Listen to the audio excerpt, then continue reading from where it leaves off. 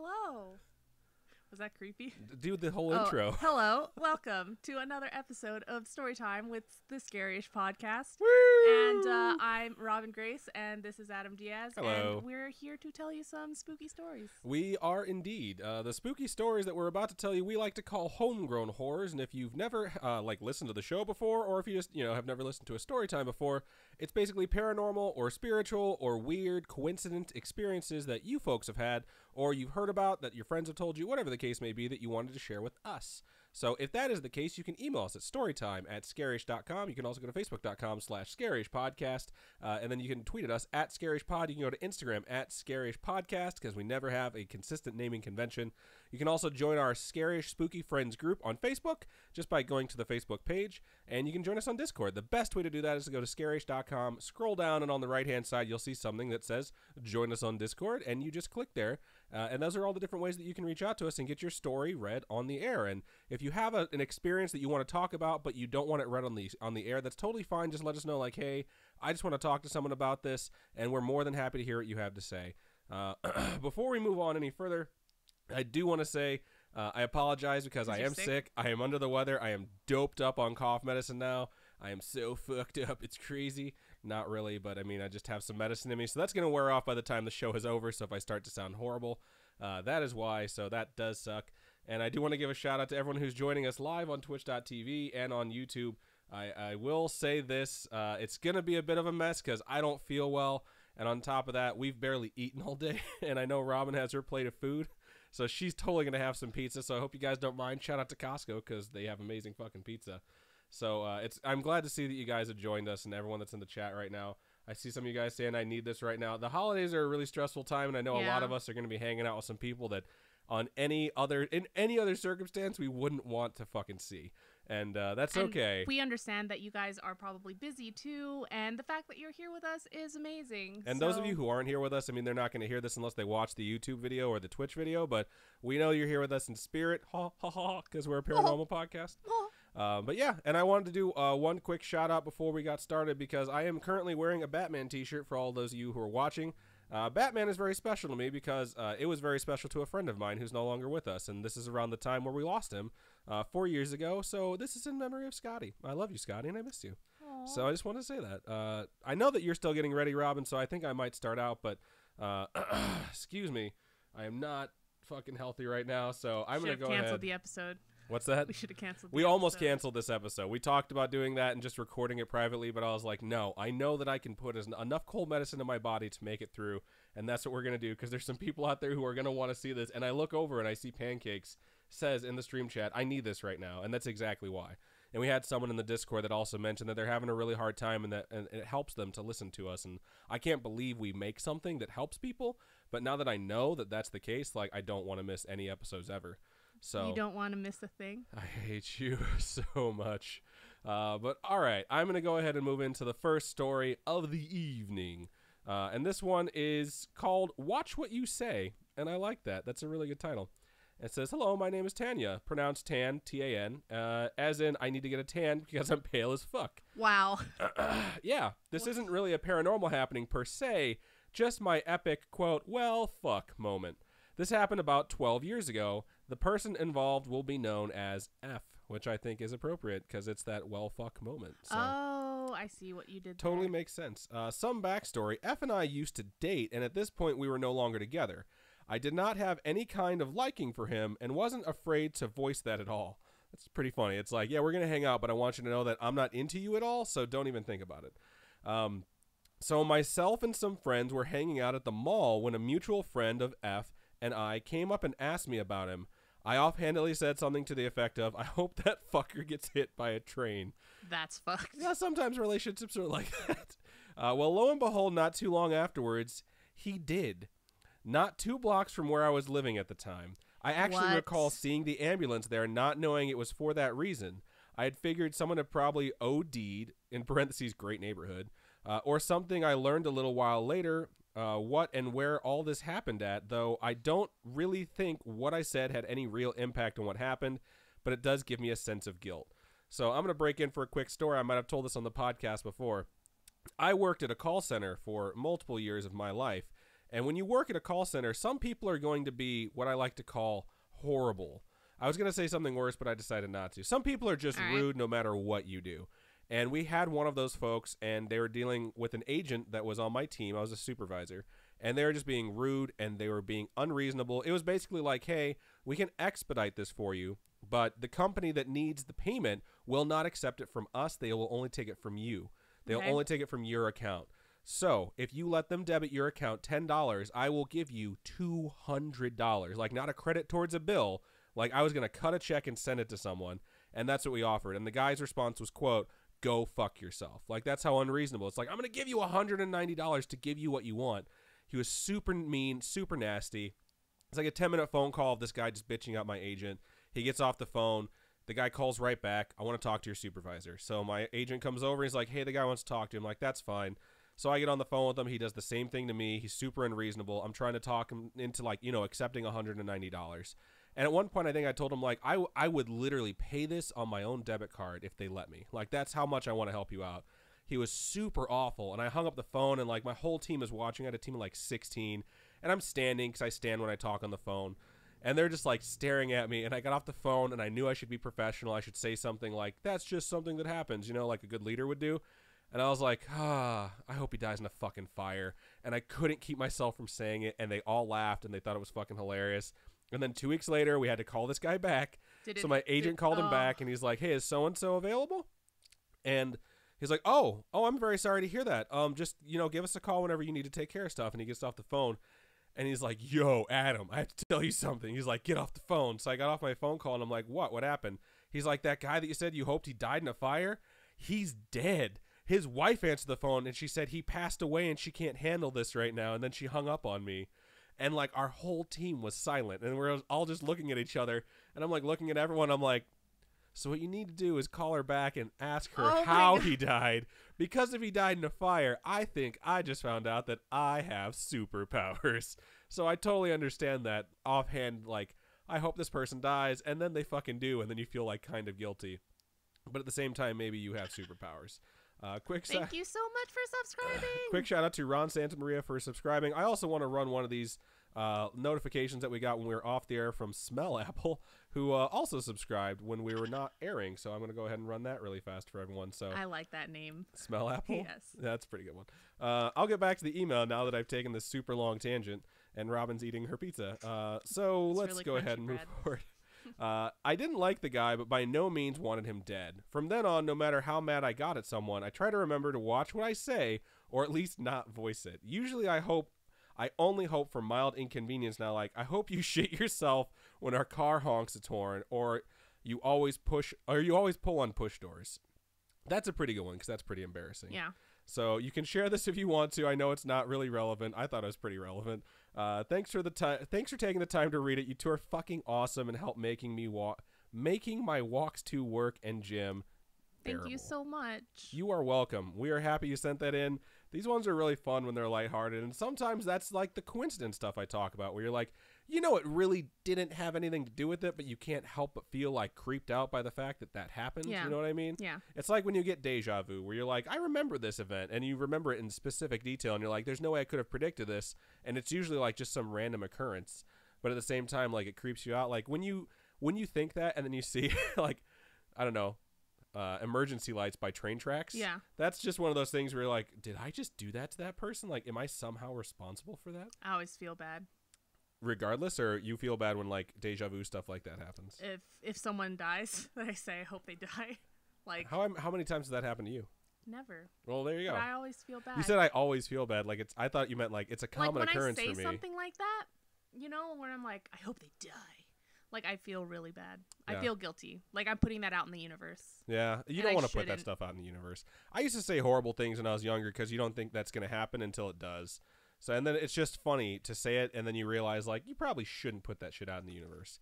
So, cool. Let's take a quick break and look over into Stream Chat and see if you guys had anything to say about this story or if we're just talking about some random stuff. Glitch Grim says, ASMR with Robin and Dave. Haha. Can you hear everything? I'm sure they can hear some of it, so. I'm sorry. The bread is really, like... crunchy or good? It's really good. Okay, so We've never had the bread at California Adventure before, so we bought one of those Mickey loaves, and I'm eating one of his ears because I can. And the bread's just very crisp once you toast it. Yes, so, indeed it is. Very crunchy. I'm sorry. I'm sorry if you can hear every little bit of crunching. Chloe over in YouTube says, Happy Thanksgiving, everyone. Happy Thanksgiving, Chloe. And happy holidays for whoever doesn't celebrate Thanksgiving. Indeed. I was thinking about doing something extra for Patreon by giving people the history of Thanksgiving. And then I was like, you know what? I actually really enjoy this holiday. And even though like the actual roots behind it are usually bullshit and somewhat horrific, I just decided like I think I'm gonna like dedicate my energy to something a little bit more productive because I think everyone kind of knows that Thanksgiving was pretty much fake. Like what you get taught in school is typically not what actually happened. Yeah. But it's always nice to get around with family and friends and share a meal where you guys talk about what you're actually thankful for. I remember like growing up and they're like, we're going to make these pilgrim decorations and everyone's going to make like their own little paper hats and like right. You grow up and you're like, holy shit, no. I don't want to do that. You get older and you're just like, none of the stuff that they taught me was actually true. I see that Glitchgrim says that Overwatch shirt is amazing. I totally agree. Thank you. Last BlizzCon. Yep. They don't sell it anymore. I wish they did. I should have bought 1 million of them because I love it. I wear it to work and check it. Wait, which side is it? Is it this side? Nope. This side? Look, the back says Overwatch. The back also says Overwatch. I really like it. I don't know. It's really neat. It's me. Marie says, I have to pack, but I'm currently procrastinating. Yeah, that's my life. I didn't pack for our last vacation, I think until the night of. Yeah, I'm positive it was the night of because I also had to edit an episode and then it was like 11 o'clock. I'm like, I need to sleep. Our flight's at 5. And then I had to start packing because I'm stupid. Valerie over in YouTube says, Happy Thanksgiving, spooky friends. Happy Thanksgiving. Happy Thanksgiving. Chelsea Cat, are you decorating for Christmas by any chance? Or well, Thanksgiving, I guess, technically is right around the corner. I don't know what you're decorating for, but I bet it's cute.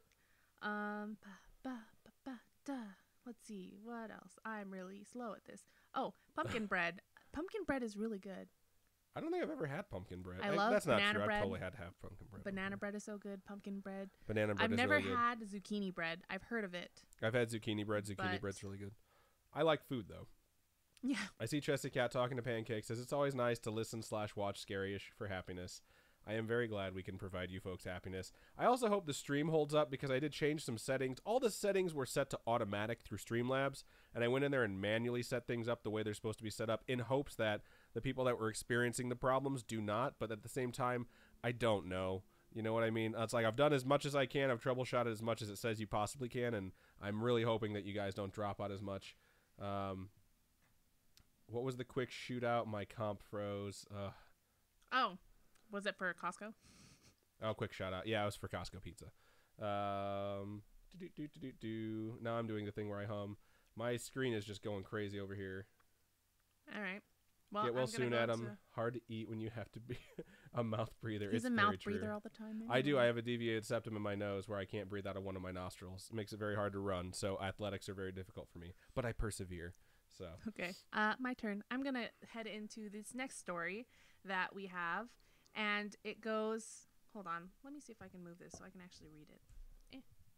Okay. So it goes, hey spookers, it's Alice again with another story that's very personal and not spooky, but rather comforting for me. Hello. Hello. I've been wanting to write to you guys again after you read the story about my old pup who's close to passing, but I think you'll understand that it's been hard. If you'd like, you can share it on the podcast, but if it gets too rambly and rather off topic, you can cut it from the podcast and email me back privately. Oh, that's really nice. Rambly and off topic is our brand, in case you haven't noticed. That's perfect. You nailed it. I literally just went on a tangent about bread, so. I say rambly because honestly, I'm not quite sure how to talk about this sort of thing yet, but I know listening to your stories and everyone else's helps tremendously in a life-changing time such as this. So on with the depressing tale, and I'm sorry if you two and anyone else who's listening. To cut a very long story short, I grew up around a lot of men that my mom dated. Oh, can't stand that. I don't like where this is going. It was always one after another, and more often than not, two at the same time, if you catched my drift. I'm gonna go Eiffel Tower. Wow. I wasn't thinking that. I was thinking Golden Gate Bridge, but at the same time, I was also thinking, you should probably keep this clean. And I was thinking, like, maybe she's just, like, trying to date two people at the same time and not getting tag-teamed nightly. But who the fuck knows? Robin went there, so I went there, too. Okay, so Growing up this way, you sort of learn to not grow emotionally attached to any of them, especially when your mom forces you to play along with her little cheating game. Oh, that's messed sad. up. So yeah, she wasn't getting tag team. She No. was just being a little bit of a sleut. And you have to go with her every No offense to your mom. Please don't take offense to that. And you have to go with her every weekend to see the other guy. Basically, it's a very roundabout way of saying I've never had a father figure until I met a man my mom was dating named James. James was the first guy who ever stepped up to the plate and tried to be a father to me during my high school years when my depression really started to take a toll.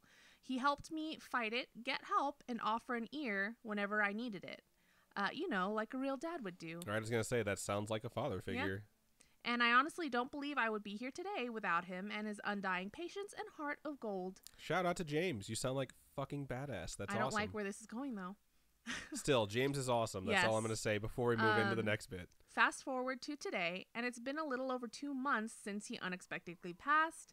I knew it. I fucking You knew it was called coming, yeah. in a motorcycle accident on the 4th of July. It was in the early hours of the morning, and he was by himself, so we assume he tried to avoid a deer or other animal and was thrown from his bike. Adam, you said you've been to over 30 funerals, and I don't know how you do it. It's my way of coping because I had to deal with funerals at a very young age, and because, you get taught, how to deal with death at a very young age whenever it first crops up. I was always I thought, when someone passes away, you have to go to the wake, and then you have to go to the funeral, and then you get to say goodbye.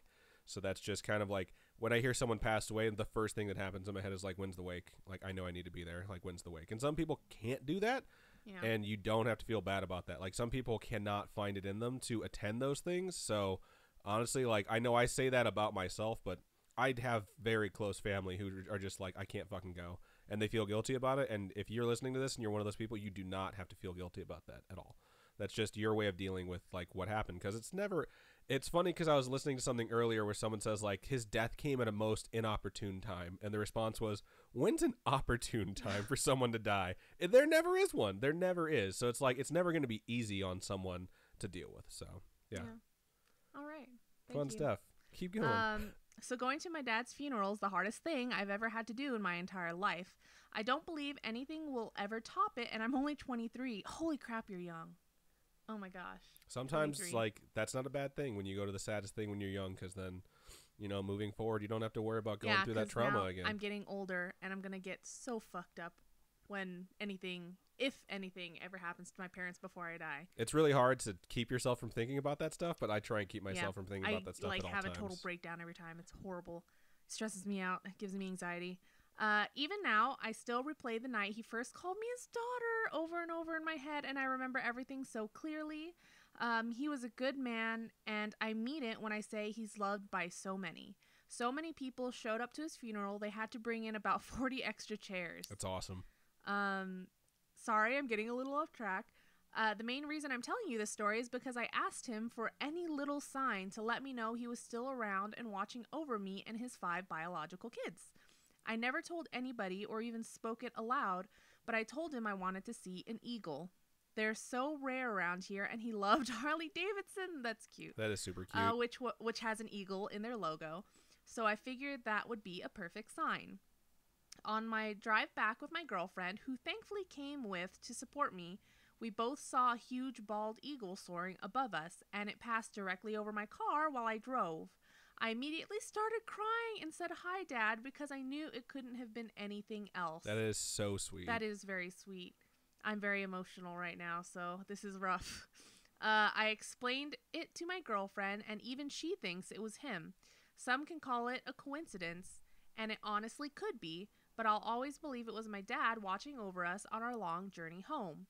Again, I'm sorry for such a sad story, but at least it ended on a higher note. Totally okay. With as supportive as this community is, I'm hoping to join the Discord server soon. As with this happening, I stopped listening to the podcast for a while and sadly even missed the limited shirts by 1 day. Oh, that sucks. I totally would have bought one. It's very nice. We do have a Teespring store, though. You can check that out. Yes. But I'm glad to be listening again because you keep me in high spirits while I deal with something as hard as this. This is the first time I've dealt with a death that had affected me so much, and I don't know how to handle it quite yet. So I figured reaching out to 2 of my favorite people might help.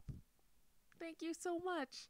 Thank you so much for reading and for being such a positive influence in my life during this time. And I don't remember who said it, but someone told you guys that you help a lot of people out in ways you don't even know, and it certainly is true. Heart, Alice. And that's why we wanted to do the show, even though I'm sick. Yeah, thank you guys so much. Like, thank you so much for sharing this with us. That's a really amazing experiences. I think all the stories that we get of people seeing signs or seeing like animals and stuff, they're like so sweet, and I'm so happy that you got to experience like some They're sort of super, closure. super heartfelt too. Yeah. Because like it's one of those things too. I talked about it, I think, on a different show where like how hard tragedy is to deal with sometimes, but at the same time, it puts those things into perspective, and you might feel silly at a different time. Experiencing something like that. Shout out to Ron Santa Maria, who just donated 100 bits. We appreciate that. But it's like you kind of put other things in perspective when a tragedy happens, and you don't have to feel silly about something like that because it does mean that much to you. Right. And it's interesting too because we have gotten so many emails like this from people from all different types of backgrounds, from like atheists to Christians to Muslims to Buddhists to Hindus, and all over the world. Like literally, like we've been doing this for 50 weeks, you know.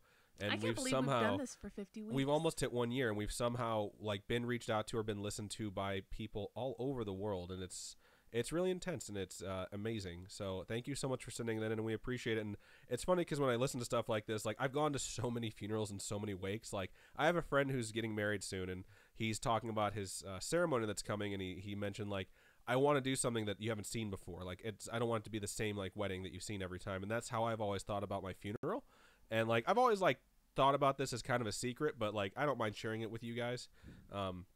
But what I've always planned to do is a self-eulogy, and I've always told myself that I'm going to record something, I'm going to write something out like a self-eulogy, just in case I die suddenly, and leave it with someone who would be able to play it for everyone, and then just have them like, it's like when you go to school and you don't want to do anything, and then they roll the TV, and you're like, oh yes, movie day. Like that's what I want my wake to be. Like You're it starts out. now everyone's gonna I don't even care though, because it's okay if you people know. I don't mind it, because like I'll have it get played, and what I really wanted to do too is like write something out and add to it as my life goes on, and like do it about once a year, and then edit it together. So like say I've never started this. I've thought about it all the time though.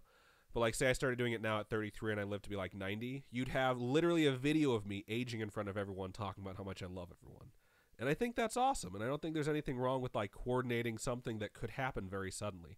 And if you have it like sort of completed, then you know, if you pass away suddenly, then you have something there where it's like, man, this sucks, you know, but it's at least funny, and like you can lighten the mood and stuff like that. And I was like, maybe I'll have a candle right next to the thing, and I'll be like, I'll time it like, if I'm like a ghost right now, I'm going to blow this candle out. And then if the candle doesn't blow out, I'm like, oh, I think I'm still getting used to my powers like Patrick Swayze. Like that's where that joke came from, was thinking about that. I don't know, but it's just my way of like dealing with that and realizing that at some point I will die, and it might make a few people sad. And if it does, like, what can I do when I'm gone to make people feel a little bit better? And I've always thought about it like, maybe it'll be super heartfelt. Maybe it'll be like a roast where I'm really mean to everyone one last time. But who knows? So, yeah, that's a great email. So thank you so much for sending that in. Thank you so much. So let's look over at the chat. I don't think there was a whole lot of talking because that was kind of a serious one. So I do see something from It's Me Marie, though. Do you want to read that one? Oh, my mom also dated two men at the same time. Both men didn't know about each other. The whole thing was a mess. I feel bad for saying this, but it was pretty funny to witness as a child. She's happily married now, though. I'm glad she's happily married now. That's and really at least funny. there was some humor in it. I mean, I know it's like heartbreaking to some people, but like it's all about the lens that you view shit through, people. Like you could have the same event happen to you, and you're viewing it through a lens of like you're in a drama.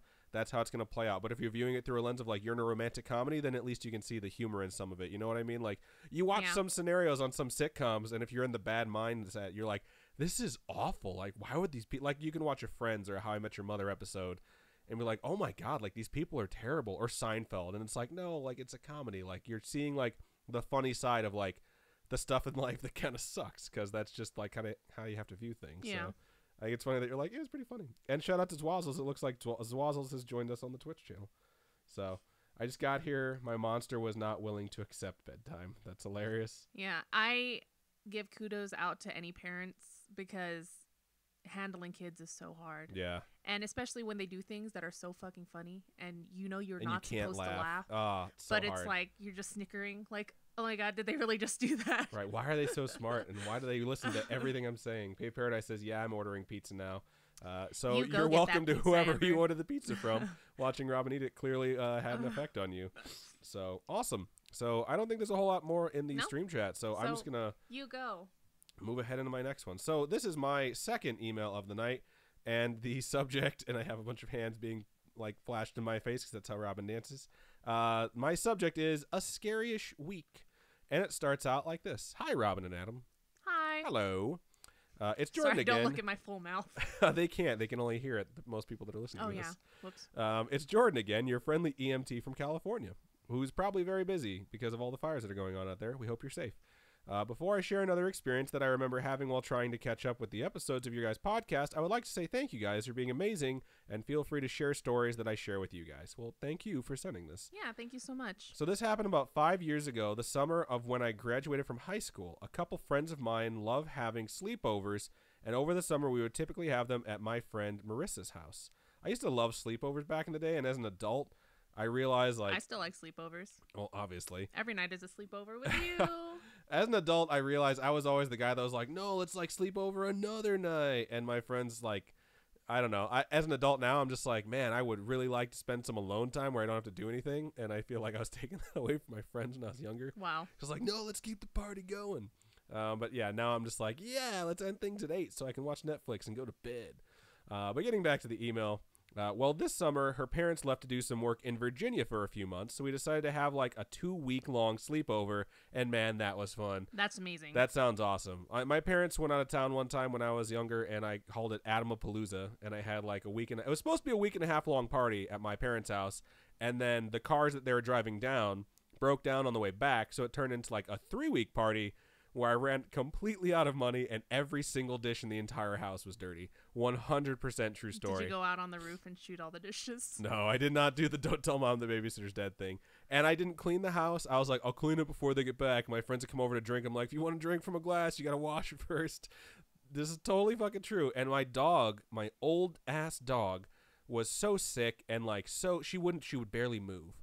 And we thought we were going to have to put her down. And my parents left, and they're like, this is what you have to do if we have to make that decision while we're gone. I was like, cool. Halo 2 came out like the first night of Adamapalooza. We all went and picked it up. We had a LAN party at my parents' house. I'm scared where this is and going. I got a balloon, a Halo 2 balloon from the midnight show. And I'm pretty sure it was my friend Garrett. He was hanging out with my dog, and she was always so happy even when she was sick and old. And he was rubbing the balloon on her because she was a Maltese, so she was really small, and causing like static to pick up all her hair. And she had this look on her face like it was the fucking greatest thing that had ever happened to her. And we would play with her, and she was running around like a puppy again, and she did it the entire time my parents were gone. Wow. So I went to school, and I was like, I have 4 hours and I'm gonna come home and clean. I know this is a really long story and I apologize, but I was like, I'm gonna come home and clean. And then I was on my way to class, and I was almost to class, and my parents texted me like, hey, we're 15 minutes away. And I'm like, you're supposed to be in fucking Texas right now. That's 30 hours away. Like, why the hell are you home right now? I was like, when you get home, go straight to your bedrooms. Don't look at the house. I promise I will clean the house when I get home. And so like, and I wasn't even living there. I just stayed there and trashed the house because I'm a huge asshole. So I went to class, drove to my parents' house, walked in the door. It was spotless. It was completely fucking clean. Your parents cleaned everything? Yeah, they cleaned everything. And I was like, son of a bitch, I am in so much fucking trouble right now. So I like went upstairs and I was like, I am so sorry. I left the house so trashed. And they were playing with our dog. And my mom was like, we don't even fucking care. Like, we haven't seen this dog this happy and this energetic in forever. And she lived for like another 3 years. They were so happy that dog was okay when they got back. Yeah. They're like, let's clean the fucking house. Because she was like super excited. Yeah, because she had people around the whole time that were playing with her. And like, we fucking rubbed that balloon on her so much just to cause static electricity. And it was like it rejuvenated her. She got rejuvenated. I can't even say that word. She got rejuvenated twice. Once from a static electricity from a balloon. And once she chased down a rabbit and killed it. And we found her, and she was a white Maltese, and her beard was completely red from the blood. And it's like the blood of the young and the innocent like rejuvenated her for a couple more years. Fucked up. I know, it was so fucking crazy because we thought we were going to have to put her down then too. Oh my god. This is a really weird story. I don't know. This is a really long tangent. I apologize to everyone. I don't even know what the point of the story was. It was about a long sleepover. So let me get back into this. So Okay. this email is about a long sleepover, a 2-week long sleepover during the summer. And I'm going to read the email now. So there's a few of us in this group of ours, in parentheses, Marissa, Alda, Danielle, Asia. All right, that's not Asia. Aisa. How do you say that? Aisa? going to say Aisa and I. Me being the only guy. Well, one night during our sleepover extravaganza, the girls decided to go get food, and I decided to stay behind at the house and for them to bring me back some nom-noms. While they were gone, I decided to play with the Ouija board Marissa kept in the garage. Why would you do that alone? I have never played with one and was brave and decided to do it by myself. So I turned all the lights off in the house except the dining room where I was going to play with it. I knew Marissa's mom had a lot of antiques and that sometimes spirits can attach themselves to objects, as well as they had a lot of Marissa's grandmother's belongings who had recently passed away. So you're in this haunted room. This is so much shit. Like, was the house also built on an old burial ground that we don't know about? This is just bizarre. And he knows all this going into it, too. Okay, so me, being the asshole of a kid I was, decided to ask a question to see if Grandma was there with me. I proceeded to ask the typical questions. Is anyone with me tonight? Can you make yourself known? How did you die? Lo and behold, nothing happened. Okay. No screams, no loud hoof-like stomps coming towards me, nothing breaking. So, well, I mean, you're alone. So after a few minutes, I decided to call it quits and put the board away. Did you say goodbye? That's a good question. Now, when my friends got back, I told them what I did, and Marissa got mad because she is a firm believer of ghosts and demons and said I could have done something wrong. Yeah, no shit. I'm not a believer of any of that because I haven't experienced anything personally, and that's why I tried it out to see if anything could happen. Well, now it's about to get super freaking weird. I can't remember how many days passed by. Nothing happened, and we continued to enjoy each other's company and watch scary movies and eat junk food. That sounds super fun. That sounds fun, especially with your friends. Yeah, I've had some weekends like that, and it's always a good time. I have lost my place. I just remember the time recently when Charlie came over with Injustice 2. Oh, we played the shit out of that game. For hours. We spent like the entire day. We started it and finished it in one sitting. I had to edit an episode at one point, and she brought over Tekken. And I went into the office to edit like halfway through that game storyline, and I came out and you guys were playing the final boss. And I was like, how are you guys still playing this game? Or the one night when we were up till like 2 in the morning trying to be Overcooked. Yeah, and for like the third time, I fell asleep watching. All right, getting back to the email. Well, on one day, I decided for us to go get some food and that I would drive. When we went to my truck, we saw a dead crow right next to my car. I brushed it off, but my friends were saying that it's an omen. Exactly. I didn't believe them, of course, until the next day where there was another dead crow right next to my car. Nope. I would really hope it's another one and not the same one and you just left reminding me of the Exorcist show now. Remember? A little bit, yeah. Now I'm getting spooked because if there was something going on with the crows in the area and they were dying, we would see them all over the place. But no, they were showing up right next to my truck, in parentheses, which was parked right in front of the house we were staying at. The next night, since there were a lot of us, we all decided to sleep in separate rooms. Alda decided to sleep in Marissa's sister's room, in parentheses, Megan, who was out partying. Danielle and I were watching scary movies downstairs, right? When all of a sudden, Alda comes running downstairs, shaking, saying she saw something in Megan's room while she was trying to sleep. I rolled my eyes because I didn't believe in any of that nonsense. But the way she described it, what she saw gave me chicken skin, in parentheses, that's for you, Robin. She said it was a tall, like over fucking tall. It's a weird way to say that. Over, I don't know how tall this person is supposed to be. It's a very tall figure, so let's just go with that. God, I've lost my place again. Your brain's not working. It's not. I'm very sick. I'm apologizing. It was a very tall black shadow that was in the corner watching her. I asked her why did she get up. She said she felt like she had to, or something bad would have happened, like it was coming for her or something. That's so creepy. That is super creepy. The next morning, Marissa was not having this, so we went down to our local spiritual store and bought sage to burn through the house. We walked all through the house, having the sage burn and saying, "Leave this place," or "You're not welcome here." We went through the whole house, but because Megan was being a bitch to all of us, we decided to not sage her bedroom. That's mean. That's so mean. Like, you've just focused all this shit into one space. What's rough is they're doing it themselves, and they're not getting, like, a professional to spirit guide or something. And just to make the whole thing lighter, I decided to say, "This house is cleansed." In parentheses, I hope you get the reference, Robin. I like how everyone just talks to you like I don't fucking exist. And no, I think the rest of it is like for you, and I just get little like is that tidbits. You know. After that, apparently all the spooky stuff stopped happening. No more dead crows or shadow figures. So I don't know if Alda was making it up or she did see something, but I've slept over at the same house for 5 years now, and nothing spooky has happened. Well, that's good. Thanks, guys, for being awesome, and I can't wait to hear what you guys have to say about my experiences. Jordan. I think I appreciate the fact that you approached it from a standpoint of being, like, skeptic about it, but at the same time being open. Because, like, if someone ran down and was like, I saw something, my mind jumps straight to intruder. It doesn't jump straight to, like, demon. But at the same time, I trust in them that they saw something, because no one wants to say, I saw something or I'm really scared, and then be told, like, you're full of shit. I don't believe you. So it's a good thing to approach that with cautious skepticism, I think is the best way to put it. Yeah. So it's really creepy finding fucking dead crows next to your car twice in a row. Any dead animals. Yeah. At Especially all. after using a Ouija board and then you have to sage an entire place, except apparently one room. Your friend's probably possessed and you don't know it because you did that. So Oh my gosh. just saying. Maybe that's why she was being a biatch. That might be. Who knows? You never know. Or she's just naturally one. I don't know. Sorry, Megan. That's hilarious. Hashtag sorry, Megan. All right, let's look over into the stream chat and see what you find, Lots folks. of talk about pizza. Boo, boo, boo, boo, boo, boo, boo, boo. And a lot of people happy about your story about the doggo. Oh, I'm glad I that was a very long story, and I was just like, I probably shouldn't be taking this big of a detour. Zwazzle says, ah, yes, a little Frankenstein revival and some Blood of the Innocent for a chaser does the trick every time. That's hilarious.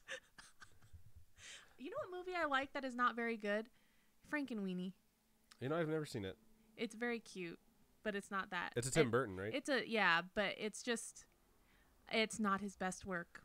He hasn't done his best work in quite some time. But, like, I'll give a big shout out to Tim Burton, even though I don't like a lot of his stuff, because right here, he is the reason that this came to be again, because Batman was a joke in Hollywood for a very long time. They almost didn't hire him on for any project. Wait, so the one with Two-Face, that first one, is that the Tim Burton That's one? not the first one. Which That's one's... Batman Forever. That's the third one. Oh, okay. The Tim Burton ones are Batman, just called Batman with Michael Keaton, where he fights the Joker. With the Joker, yeah. yes. And the second one is with the Penguin, who's Danny DeVito, and that's again Michael Keaton. I love that one. They're both really good, and that's the thing. When he told him he wanted to make a Batman movie, they almost laughed him out of Hollywood. He almost ended his career by just saying he wanted to make a Batman movie. He's like, no, I'm going to do it dark, and I'm going to do it right. And then he made Batman, and it was a huge fucking hit, and that's what launched the franchise. Like, he's pretty much the reason that you have superhero movies now, because before that, like, the movies that they would make to, like, attempt to make superhero movies were such utter garbage. So, and he just showed you could do it right. And then Batman Forever is the third one with so good. With Kissed by a Rose in it, which you don't remember, the Seal song that I was saying in the earlier episode that we did earlier this week.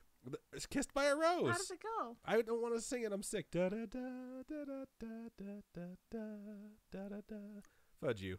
Okay. But Holy Rusted Metal, Batman. That's the movie. I think Glitch pointed it out in Discord. He was just like, yeah, that's from Batman Forever. And then they made Batman and Robin, which was just an atrocious piece of shit that should just be set on fire. It's so bad. I watched it 3 times in the theaters, and I hated every second. What? Why'd you watch it 3 times? I saw, what the fuck is the Attack of the Clones? I hate that movie, by the way. I saw Attack of the Clones 3 times in 24 hours because I like going to see movies, and I go with different groups of people to catch their reactions. So you hated it, but you still went? Yep. What a waste of money. I know. Complete fucking waste of money. I don't know. I like all the Batman movies. I think they're really good. The Mr. Freeze one is just the worst thing ever made. Nice to meet you. I knew you were going to fucking say that. Valerie over in YouTube says, my child says the best she is. They all do. Kids are just so funny, dude. I don't even hold back my Snickers. She knows she's funny. That's hilarious. Cute. Future comedian. My best friend's little baby just learned to wave, and it's the cutest thing. Like, I can't even. Who? Did I show you? Gav's baby. Oh, really? Marley, yeah. She can wave that's so now. adorable. So she sent me a video like, say hi, and it's just her waving like this. That's so cute. It's so cool because when you see an infant, you're like, oh my God, like it's just this tiny human. They're brand new to the world. They can't even hold their head up. And as time goes by, it's not like a pet where it's like, oh, they learned to do this trick. It's like, no, they're learning to be a human being. And you just watch them go from like, they don't know what they can do to them discovering their hands, to them actually being able to see further than like 2 feet in front of their face. Yeah. To them like actually forming like range of motion and facial expressions and laughing, and then eventually opinions and sass. So not children looking are forward hilarious. to the sass. Neither am I. Carly's over on YouTube and she says, love the original Frankenweenie. I love Frankenweenie. I've never seen the live action, like the OG Frankenweenie. Amber's happy about her ordered pizza. I hope it's delicious. That's hilarious. Glitch says bat nipples. Oh my gosh, that whole montage of him putting his suit on. And it ends with nipple. Yeah, but it shakes too. It's like nips. It does not shake. Doesn't it? I feel like it does. Maybe it was his butt. Holly over on YouTube says, "Hey guys, hello Holly. Hello. Thank you for joining us. I'm really happy to see that we have 15 people over in Twitch because I didn't think anyone was going to show up because it's Black Wednesday, and usually everyone goes out and gets shit faced on Black Wednesday. Really? I had to stop doing that because I just can't handle it anymore. This is totally true. I didn't know Black Wednesday was a thing where it's like everyone goes back into town for the holidays and you all meet up at the bars and go out and get drunk. And like I went out like when I was like 20, I was 21 because I was legally allowed to get into this bar. And I had just gotten paid, which is a dangerous thing when you step into a bar, and I owed rent. And I walked in, I had like $700 in my pocket because I would cash out my checks because I'm an idiot. And I didn't realize that it was Black Wednesday. I just knew that all my friends were there, and I was super happy. And like we were drinking and having a good time, and I was just drunk enough where it was like, I'm going to be dumb. And then in walks the Jaeger girls, which are a bunch of chicks in scantily clad outfits that walk around carrying like tube shots of Jägermeister. That's the coolest thing I've ever fucking heard. And they showed up at the bar, and it was probably a sponsored thing, and they came out with a tray, and I think it had like 40 shots on it. And she walked up, she's like, "Would you like to buy one?" I'm like, "I want the whole fucking tray!" And I bought the whole tray, and How much was it? Walking around handing them out. It was like $160 or $200. At some point, I just stopped keeping track of my money, and when I woke up, I checked my pocket, and I think I had like $7 fucking left to my name. It was the worst decision. No, it's not true. It's one of the worst decisions I've ever made in my life. What's a worst decision? I don't know. I'm sure I could think of them if I had enough time, though. All right. I think that's just about everything we have over in Stream Chat. Babe Paradise says, "Fucking Adam. I don't do that stuff anymore." Zwazzle said that they're making deviled eggs and pumpkin pie. I love deviled eggs. Pumpkin pie is the one pie that I will say that I absolutely love. And I love deviled eggs. Your mom said to tell Chuck to bring over deviled eggs. But Charlie has to make them. I know. So. I was just laughing like, no, Charlie. We know you're not coming. But we need you to cook and send us your favorite dish. Yeah, that's hilarious. All right. So let's go ahead and move on into the next one. Thank you, folks, again, so much for joining us. So here we go. Yeah. Okay. So this email goes, "Hey, guys. Hey. Hello. I have a story. My life. That's hilarious. Ever since I was a little girl, I've been able to see shadow creatures and have even been harmed by them. That's creepy. That's super fucked up. It's very Constantine-esque. Is it? Oh, I guess. I've had sleep paralysis and night terrors for a long time, as well as woke up in the middle of a minor surgery, causing me to get even worse night terrors. That's awful. That's like so gotta be one of the worst fears is waking up on the operating table and they don't know you're awake. Yeah. I woke up at the end of a surgery and I tried to grab the tube and they put me back under. I vaguely remember that, and that was terrifying in and of itself. I can't imagine waking up and being paralyzed during I've only been put under once, and that was to get my wisdom teeth pulled out. Yep, wisdom teeth was my first one too. And then I had a hernia, and that was my second one. It was just great, though, because they put that thing in your hand, and they're just like, count backwards, and you're just like, count backwards from 10. 9, and then you wake up, and they're like, you're all done. I was like, what? Yeah, and then you have a mouth. Magic. You have a mouthful of what is that stuff called? Gauze, and you're saying just bizarre shit. I drove her home from that, and she was like, "I see why that kid couldn't tell it was real life." She was so fucked up. Still, it was hilarious. Shut the fuck up. Okay, I forgot where I was now. All right. According to my mother, I knew things about family and friends that I've never met due to them passing. One of my favorite stories was about 6 years ago. It was a really hot summer, so my whole family slept in the basement TV room because it was cooler. Late at night, I got up to go to the bathroom and saw a man standing in the corner of the TV by the door to go upstairs and a small window. That's super terrifying. And again, my head jumps to fucking intruder. That's super scary. I shook my mom awake and asked her if there was a man. She said, "There's no one there. Go back to sleep." Ugh. That's worse. Yeah, yes. That's awful. Then for the rest of the night, I kept hearing knocking and scratching on the walls. A few days later, we found black mold in that corner. That's just like a haunting of Hill House. Oh, fuck. Yeah. Only in that corner and in the window. This is before Hill House. Yeah, this is before that came out on Netflix. For those of you who don't know, that's when this was sent. Before that, the house was brand new, and we were the first people to live there. It used to be a swamp. My A life, swamp. Holy shit. Why would you build a house in a swamp? I don't know, maybe they could change the layout of the water when it comes in. I don't know. It seems like a lot of work to get a house. My life is filled with strange and weird things. If you'd like to know more, message me and I'll answer anything. Yeah. Send us more stories about weird stuff. It's like that thing from Starship Troopers. Would you like to know more? The answer is yes, we would. So that was super short, but very good. Yeah. So, and very, very creepy. I just can't imagine seeing shadow people and then other people telling you like, nope, nothing there. Like, Yeah, that's just no, I would freak out. super fucking crazy. I don't know. I don't think the Snark is here tonight, but in that Wheel of Time series, like, people go crazy in that. And one of the things is they see like shadow people in there. And there's like near the end of the book series, they're hanging out with a guy that they know is going to die because he's just too far gone in his craziness, but they need him because he's like a really good person. And someone's talking to him, and he's just staring off into space, and they're just like, "What the hell are you looking at?" And he's like, "That shadow person." He just keeps popping out his head at me, and they realize like it never goes away for this guy. Like, he always sees something following him everywhere he goes, and that part's actually really sweet because the person he's talking to is like the greatest healer, and she checks his brain, and it looks like it's. When she looks at people and sees like what's wrong with them, she sees it in like, imagine like a light just showing off like when things are okay, and then you see like a darkness when something's wrong, and she sees something wrong with his brain, and it looks like thorns are in his brain. So she picks them out like one at a time, and then they all just go away, and then he like looks at her and just starts crying, and he's like, they're gone, like they're really gone. So I think of that every time someone says they see shadow people. I'm just like, I wish someone had the power where they could make that shit go away for them. So cool. Another Wheel of Time tangent. Fun. It's appropriate because it's coming out soon. So I cannot wait to see casting news because there's some major people that they need to cast and they need to do right. And Pay Paradise says that they think we need to drink with Adam. You'd be bored. Not. Would they be bored? Here's the thing: is I like to have drinking games when I drink, and there's only one person in my life anymore that would play them with me, and that's Robin.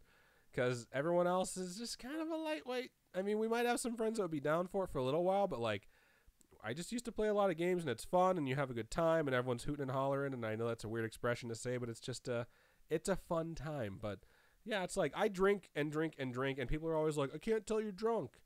And I'm like, but I am. Like, I'm really drunk right now, so I pull it back before anyone's like, man, you are wasted. Because if I get to that point, then it's just not fun. Do you? I want to sleep right away. I don't really get sleepy any. I don't know. We'll see if we have a spooky friends meetup if we can play some drinking games. I don't know if we can ever get that set up. I'll get sick and just sleep. I see Chessie Cat says, I totally forgot I had a scary-ish dream. There was a big meetup, and we all just sat and watched Adam and Robin do a live podcast. Aww, so random, LOL. That's super cute. I hope what you had was a vision of the future. Yes. Because that would be amazing. We hope you see the future. I would love to do live shows, but I feel like no one would show up. Like, we went to a podcast seminar on how to start podcasts, and they were 3 fairly successful podcasters that hosted it, and it was a room that could hold like 3,000 people. It was a big fucking room, and I think there was 10? Maybe like 300 people, not 3,000. It was a very large room. It was very large. It seemed larger because there was only like 10 people there. Yeah. And that's what I always picture when I think of like going through all the trouble of setting up a live show is that no one will show up. Yeah. And that's just my biggest Well, that's fear. why you like pre-sale tickets. Yeah, that's true. To get an idea of how many people are actually going to come. All right. So, continuing on.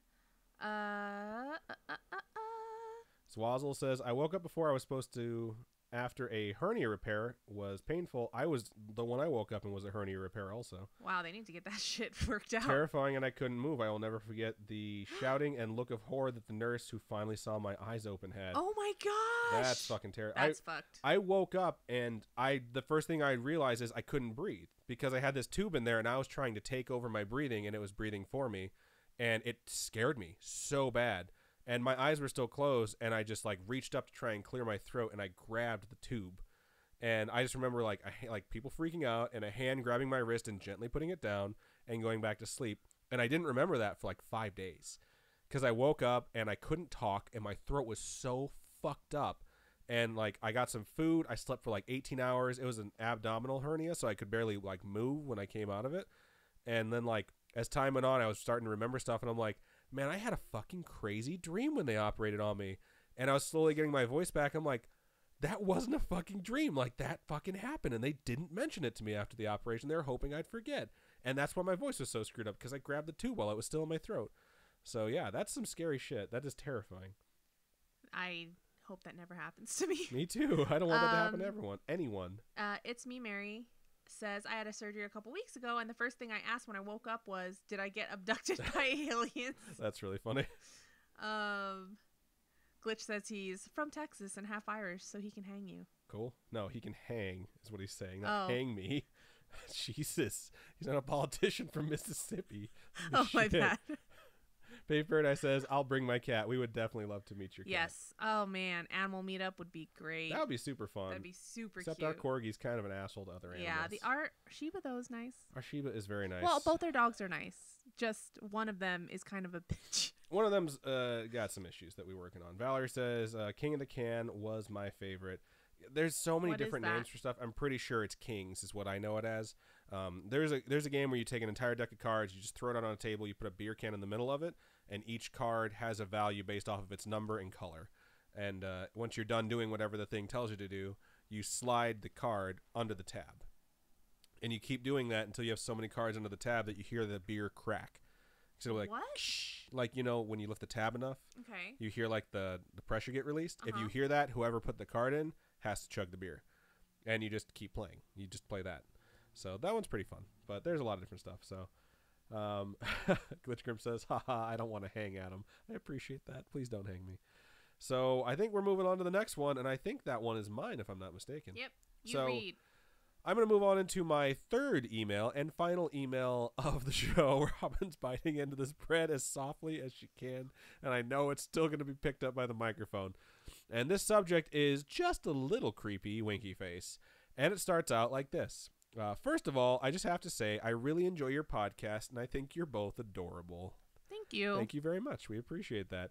I feel like I'm coming in late because I see that you have over 30 podcasts, and I think she meant episodes.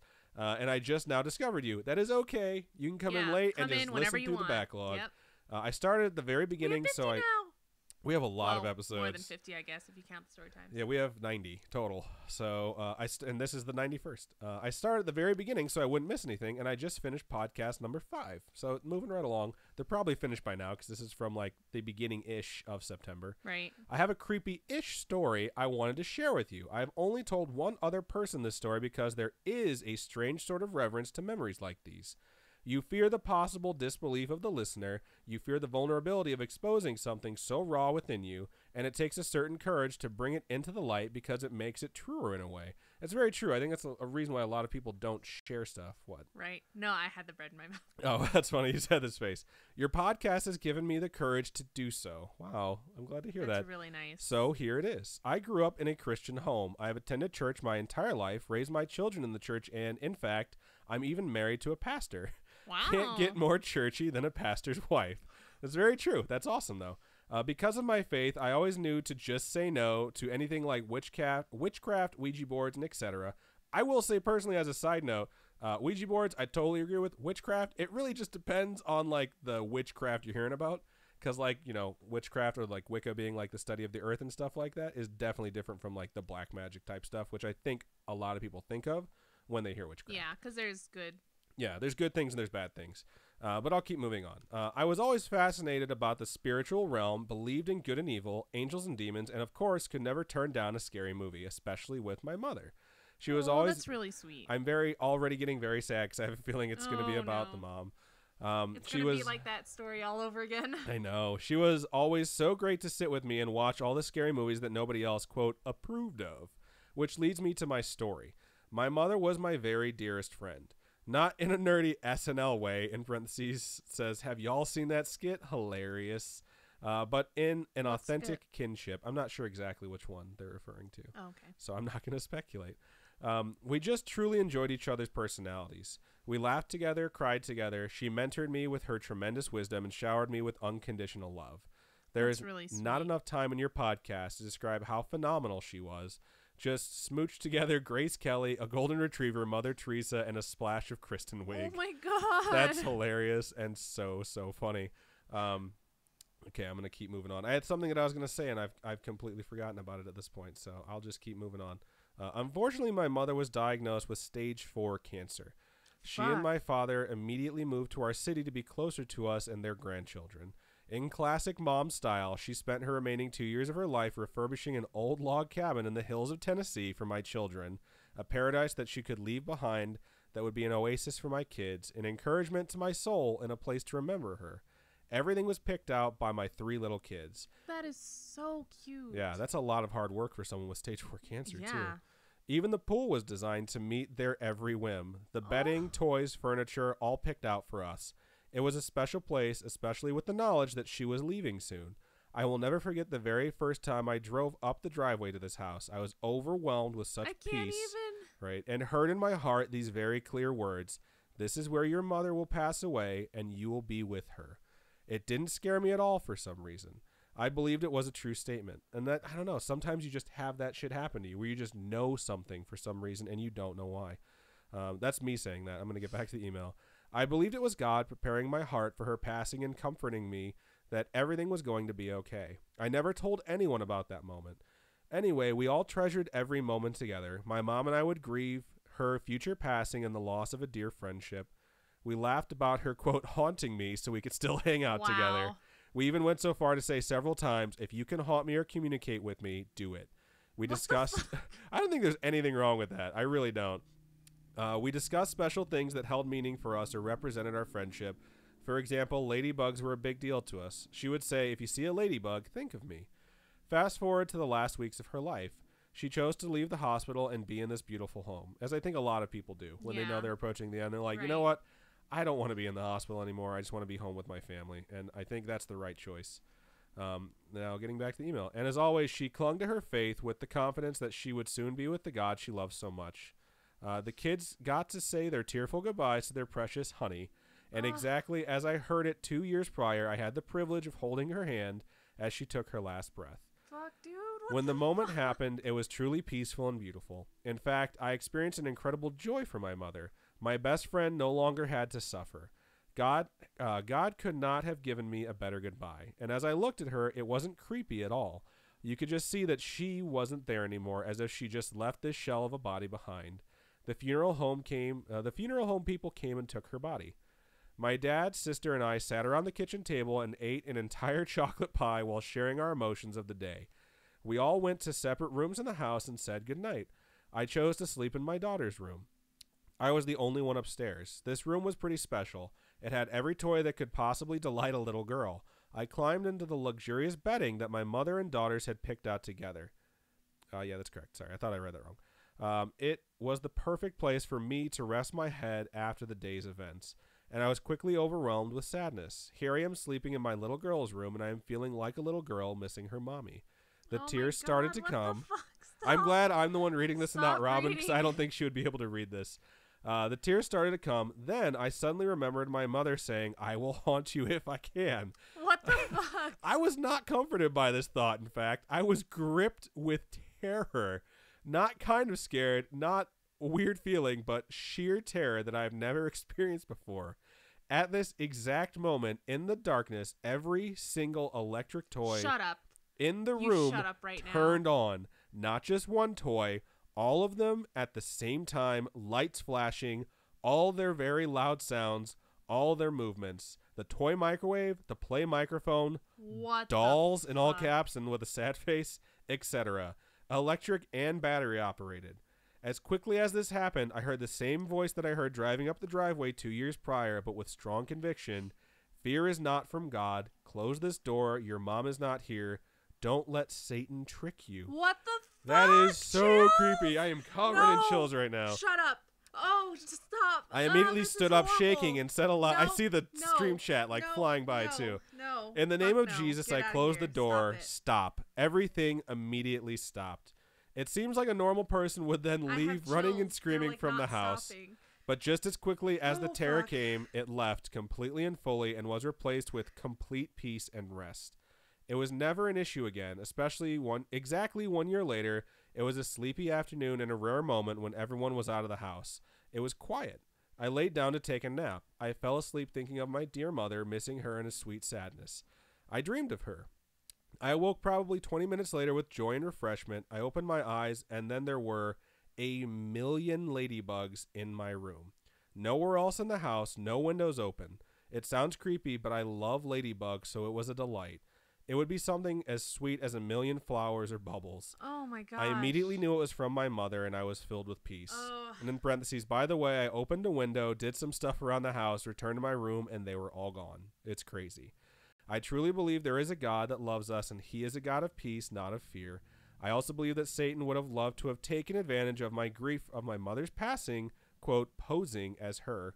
And I think you see that a lot, too, in possession cases where people are grieving from something and they think that they're being visited by something they care about. I personally believe there are no dead people haunting us, but demons that would like us to believe that and take advantage of those who are vulnerable. I agree with you both. Don't mess with this stuff. I am also grieved that most people run away from church either due to boredom, a bad experience, or apathy. Just remember that churches are run by broken humans, but that doesn't mean that the Bible should be thrown out. The Bible is really a love story about God wanting a relationship with you and me. Thank you for letting me share this story. Sorry it was so long, and keep up the good work. That was such a good story. It was. It was very good. It was a really good story. It was very emotional. I'm just like, oh my gosh. It's like a roller coaster of emotion. Yeah, it really is. It's like, let me make you cry, and then let me freak you out, and then let me give you feels. I did not expect to be scared during that one, but it definitely freaked me the fuck out a little bit right there. That was good. I had chills as soon as you fucking said that. As soon as you said that, I was just freaking out like, oh my God. Yeah, it was very, very intense. And thank you for sharing that. And it makes me happy that we've developed a community and a safe place where you would share that with us too. And I know we have a very diverse fan base and listener base of people who have a bunch of different beliefs. And some people are atheists, some people are Christians, some people are agnostics, some people are, of any other different religion. But what I will say is I do think that there is good and I do think that there is evil. And I don't think that anyone should feel bad about experiencing something like that. And just because you have a very strong religious belief or background doesn't mean you should be shamed or feel guilty about that for sending something like that in. Because we've talked about it, Robin and I really don't attend church, and we've talked about our stories for why and our backgrounds and stuff like that. I've gone to Catholic school before. I've gone to Catholic church, I've gone to Lutheran church, I've gone to a bunch of different types of churches, but at the same time it's I've never felt God there. You know what I mean? It's a lot of people talk about when they feel God, and I've never felt it in a building where I feel like I'm just there to absolve myself of guilt that I might feel from the week before by just showing up. I never did the whole, what is it called when you tell them communion? Yeah. Or confession. Confession. Confession's a very Catholic thing too. Yeah, I've never done it. And just when I went to Catholic school and getting forced to go to mass and forced to do and having a religion class instead of teaching us something else that you could totally spend an hour that'll help us learn something else, instead making us learn religion, it was just and everyone has experiences like that either brings them closer to church or pushes them further away. But I what I'm trying to say with this is you can respect people that have completely different lifestyles. Some people just find it at church and some people don't. Yeah. And what matters is what brings you closer to being a really good person. Wherever you find that you're a better person, that's where you're supposed to be. And that's how I really, really deeply, truly feel. I think it's all about being a good person. Yeah. I think that's exactly what it is. And I think that everyone does understand that. So I just want to put that in there for anyone who's listening to this who I don't go to church and I don't relate to this story. It's I think you do, even if you feel that way at first. Just think about what the story is really saying, and then I think you'll really appreciate it on a different level. So cool. Let's go check out the stream chat and see what was said. In the stream chat, it's mostly just everyone oh my God at the story. It's just fucking mind blown at the twist and lots of whats. It's funny. That's not okays. Valerie over in YouTube says, you can do a meetup and everyone can bring a scary story, do it over a campfire. That'd be pretty cool. I hate camping though. Apparently, I didn't know that. Excuse me. So my idea, my concept for a live show would be us doing a topic episode where we tell you a topic that we've researched. And then after that, we have homegrown horror time where we have a microphone for the audience to come up and tell their personal stories to. And not only would that be cool because you guys could listen to us and then interact with us and even ask us questions before you tell your story or whatever, but I could get 2 episodes out of that shit. That's a story time and that's a topic episode. And that would be really, really nice. We could take a week off if we do one event. And that's just, I think about that because I'm I think this would be fun and it'd be interactive. And at the same time, it would be very productive from the business side of this. But I definitely, whatever we wind up doing when it comes to live shows, want to make sure that everyone has an opportunity to get up and talk to the microphone. So that'd be cool. Or we could do something where we just do a meetup, and if people want to actually tell their spooky stories, they can.